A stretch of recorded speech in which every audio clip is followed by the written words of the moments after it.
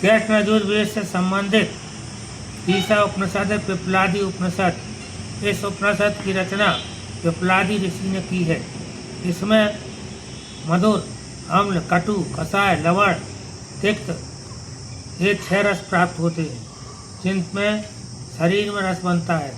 फिर रस से रुधिर, मांस, मेदा, स्नायु, अस्थि, मज्जा तथा शुक्र क्रमशः एक दूसरे से बनते हैं और 7 धातुएं मानव शरीर को बनाती हैं। पुरुष के शुक्र एवं स्त्री के रस से गर्भ बनता है। फिर धातुओं के संपर्क से हृदय बनता है। ऋतु काल में गर्भाधान के बाद एक रात में कलल, 7 रात्रि में बुधबुध, एक पक्ष में पिंड और 1 माह भर में वह कठोर होता है। 2 माह में सिर, 3 में पैर, चौथे में घुटने, पेट व कमर, 5वें में पृष्ठ रीढ़, 6ठे में मुख तथा नेत्र, कान आदि बनती हैं और 7वें में जीवन बनता है। 8वें में पृष्ठ रीढ़, 6ठे में मुख, नाक और अधिकता से पुत्र रज की अधिकता से कन्या उत्पन्न होती है।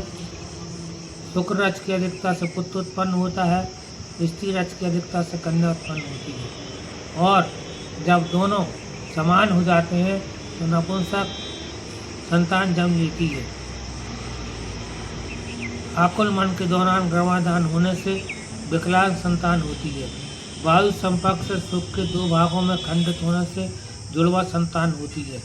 इस प्रकार से शरीर में गर्भाधान होता है। 9वें माह में गर्भ ज्ञानेंद्रिय आदि से पूर्ण हो जाता है।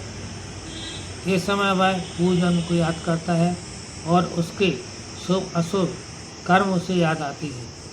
शरीर क्यों कहलाता है? क्योंकि इसमें भोजन, पाचन, जठराग्नि, दिखने वाली दर्श अग्नि और शुभाशुभ प्रकट करने वाली ज्ञान अग्नि है। इसके स्थान नियत है।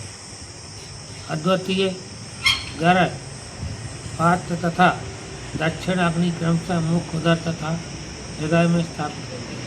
इस प्रकार से इसमें गर्भ से संबंधित जानकारी दी गई।